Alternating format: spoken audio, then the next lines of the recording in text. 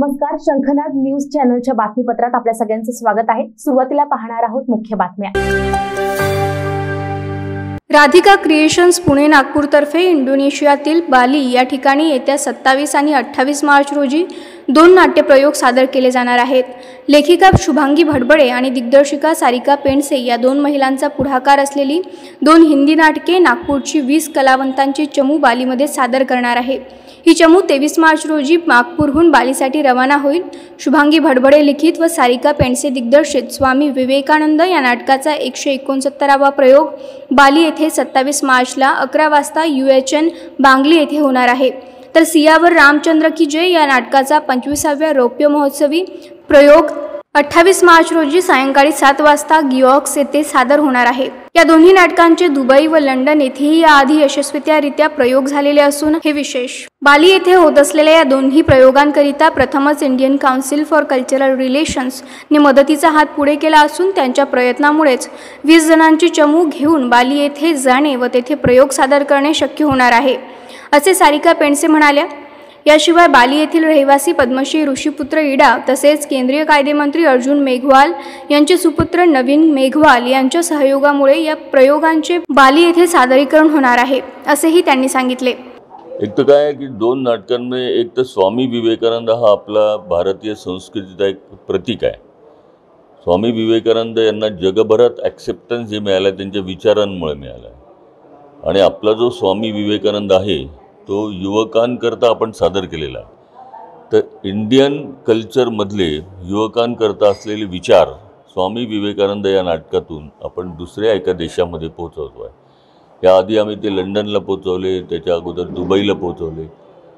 रामाचं असं आहे की राम हा विषय बालीकरता नवीन नाही आहे, कारण बालीला रामायण होत असतं, पण त्यांचं एक बॅले फॉर्ममध्ये होतं। आपला जो राम आहे तो इंडियन कल्चर आपल्या भारतामध्ये जो वनवासात गेला तर त्या वनवासातले सगळे कपडे, त्याचे हाल अपेष्टा, तर राम हा विषय नाटकाच्या फॉर्ममध्ये तसा राधिका क्रिएशननेच पहिल्यांदा केला। बाकी बॅले, नौटंकी किंवा रामलीला, तर नाटकाच्या फॉर्ममधला राम आपण बालीला पोचवतो या निमित्ताने। आणि जो विषय जो आहे तो 2 तासामध्ये सीमित करून महत्त्वाचे इव्हेंट्स घेऊन, आणि राममध्ये कसे रामायण में एक मिठास होती है, मतलब रामायण का विषय सबको मालूम है।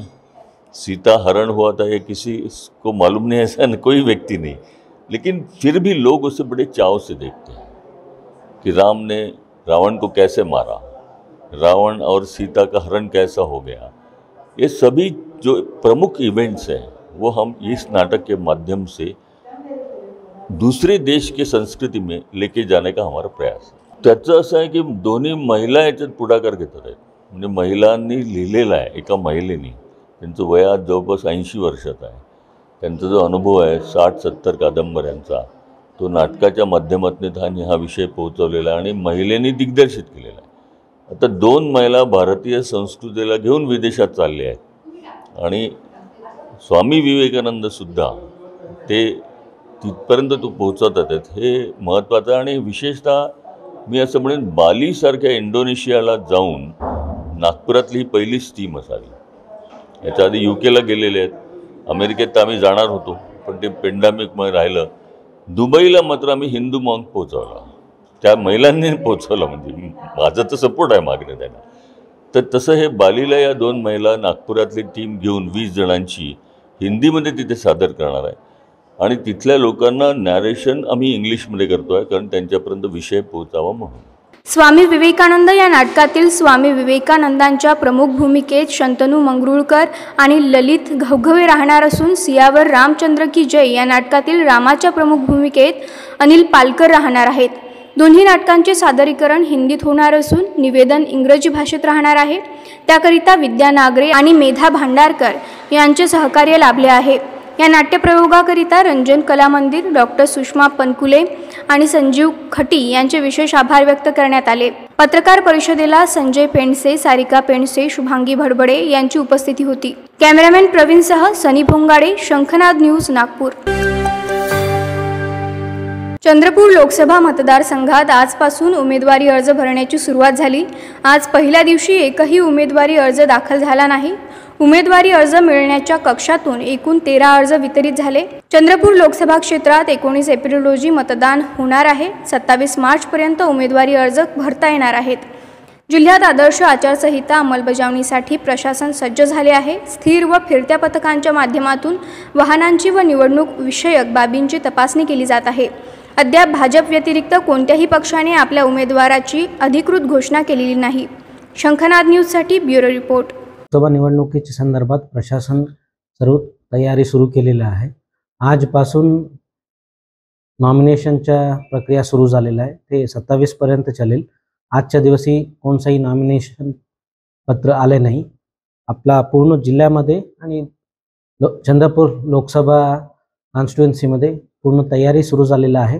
आपला जिल्ह्यामध्ये एकूण 2044 मतदान केंद्र आहे आणि लोकसभा कॉन्स्टिट्युएन्सीमध्ये 2118 असं मतदान केंद्र आहे। आता आचारसंहिता अंमलबजावणीसाठी पूर्ण जिल्ह्यामध्ये SST FST पथक सुरू झालेलं आहे। त्याचसोबत VST आणि VVT पथक पण सुरू झालेलं आहे। पूर्ण एकंदरीत पूर्ण जिल्ह्यामध्ये सर्व निगराणी आहे आणि आपला निवडणूक शांतियुत आणि पारदर्शकपणे पार पडेल याची व्यवस्था आम्ही करत आहे।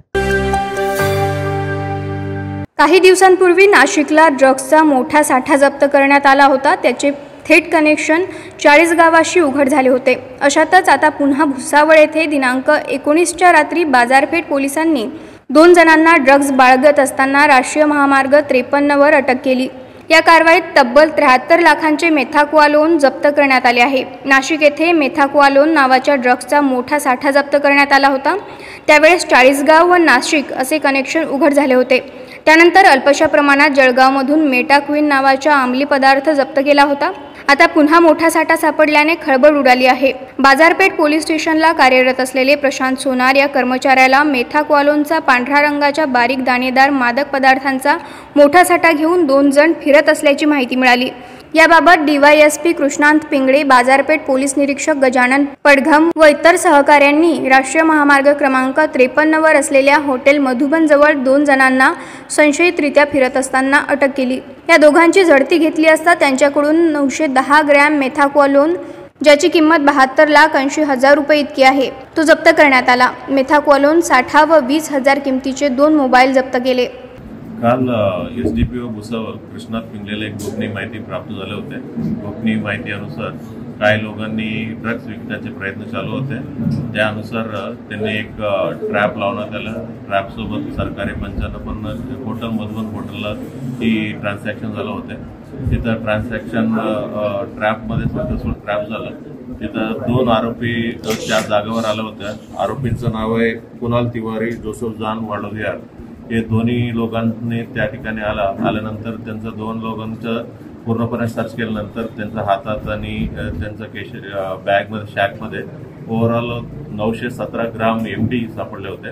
917 ग्रामचे MD बाजार किमती आता सध्या 72,80,000 रुपये। आणि त्याच्यानंतर पुढील तपास केल्यानंतर त्यांच्याकडनं कोणाकडनं आणलं या विषयावर पण तपास झाले होते आणि भुसावळचाच राहणारे आणखी एक आरोपींना अटक करण्यात आलेलं आहे। त्याचं नाव आहे दीपेश मालविया। त्या 3 लोकांना अटक करण्यात आलेलं आहे आणि ओव्हरऑल 72,80,000 रुपयाचं मुद्देमाल जप्त करण्यात आलेला आहे। भुसावळ बाजारपेठ पोलीस स्टेशनमध्ये गुन्हा दाखल आहे। आणखी पुढील तपास चालू आहे, कुठून आणलेले आहे आणि या रॅकेटमध्ये आणखी कोण इन्वॉल्व आहे या विषयावर तपास चालू आहे। सर, क्या इंक्वायरी में ये पता चला है कि ये कहाँ पे यूज करने वाले थे? जलगांव जिले में या और कहीं डिस्ट्रीब्यूशन? जे आतापर्यंत जे इन्व्हेस्टिगेशन झालं त्यांचे उद्देश भुसावळ शहर मध्येच त्यांना विकायचं त्यांचं उद्देशाने इकडे आणलेलं आहे असं आरोपींकडनं कबुली भेटते। मराठा आंदोलक मनोज जरांगे पाटील यांनी बीडच्या पत्रकार परिषदेत मोठ्या गौप्यस्फोट केला आहे। गृहमंत्री देवेंद्र फडणवीस यांचा रात्री 3 वाजता फोनवर बोलणं झाल्याची कबुली पाटील यांनी दिली। गुन्हे मागे घेण्यासंदर्भात आश्वासने दिले। मात्र दुसरीकडे पोलिसांकडून निरपराध मराठा समाजावर गुन्हे दाखल करण्याचे काम सुरूच आहे। त्यामुळे एकीकडून विनंती करायची आणि दुसरीकडे गुन्हे दाखल करायची ही गृहमंत्र्यांनी दुटप्पी भूमिका सोडावी असे देखील जरांगे यांनी म्हटले आहे। ओबीसी बांधव आणि 12 बलुतेदार समाजाने आता सावध होणं गरजेचं आहे, कारण एवढ्या मोठ्या समाजाच्या लोकांवर जर अन्याय होत असेल तर त्यांच्यावर सुद्धा होऊ शकतो. मराठा समाजाविषयीचा द्वेष हा भयानक आहे, असेही जरांगे पाटील यांनी म्हटले. शंखनाद न्यूजसाठी ब्युरो रिपोर्ट. असं खूप वेळेस झालं की जाणून बुजून मराठा समाजाचे कार्यक्रम होऊ द्यायचे नाहीत, म्हणजे आदर्श आचारसंहितेच्या अगोदर सुद्धा. परंतु न्यायदेवतेने आम्हाला वेळोवेळी न्याय दिला. असं 5-6 वेळेस पाठीमागेही झालं, परंतु न्यायदेवतेनं खरंच न्याय दिला. ही भूमिका सरकारची पाहिजे, कारण पालकत्व ही सरकारने स्वीकारले. घटना कायदा चालवण्याची जबाबदारी ही सरकारची, परंतु ज्या जनतेच्या जीवावर मोठे झाले त्या जनतेवरती अन्यायकारक काम करणं हे सरकार काम सुरू करायला. पण हे गृहमंत्र्यांनी हे थांबवलं पाहिजे, कारण ही गृहमंत्री साहेबांची जबाबदारी हे थांबवलं. कारण एखाद्या जनतेवरती जाणून बुजून जर अन्याय होणार असलं ते थांबवलं पाहिजे. कार्यक्रम आंदोलन 4 महिन्यापूर्वी झाले, त्याचे गुन्हे आता 4-5 महिन्यापूर्वीचे कुठे जेसीपी लावल्या, त्याचे गुन्हे आता दाखल करायला लागले. जालना जिल्ह्यातल्या पोराचा काहीच संबंध नसून सुद्धा जालन्याचे पोलीस तिकडच्या लोकांना त्रास देते. मग याचा अर्थ असा होतो की गृहमंत्र्यांनी सुरू केलं. गृहमंत्री साहेबांनी आणखीन तरी जबाबदारीनं वागावं आणि त्यांनी गोरगरीब जनतेवर होणारा अन्याय थांबवला पाहिजे. माझ्या घराला तर याच्या नांदेड पासून नोटीस आल्या, सगळ्या घराला चिठ्ठी केल्या.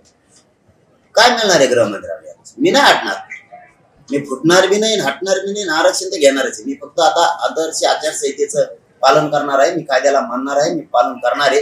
मी मात्र तुम्हाला सुख आता हे एवढं आचारसंहिता आदर्श संपुष्टच पुन्हा सुख. आम्हाला कायद्यानं घटनेनं जे हत्यार दिलेले आंदोलन करण्याचं जनचळवळ की पुन्हा ताकदीनं उभा राहणार. मी हटणार नाही. तुम्हाला कोणत्या जेलला टाका, मी मराठ्यांना न्याय दिल्याशिवाय हटू शकत. तर हे होतं आजचं बातमीपत्र. पुन्हा भेटूयात पुढच्या बातमीपत्रात. नमस्कार. सर्व प्रकारच्या पाळीव प्राण्यांसाठी अत्यंत गुणकारी इनोटॉक्स पौष्टिक आहार. नैसर्गिक वापरा, केमिकल टाळा. इनोटॉक्ससह रोगराईस आळा घाला. पशुखाद्य टेक्नॉलॉजिकल ऑडिटिव्ह उत्पादनासाठी महाराष्ट्रातील सर्व जिल्हे व तालुक्यात डीलर्स नेमणे आहे. अधिक माहितीसाठी संपर्क करा 8446625542 73877755157.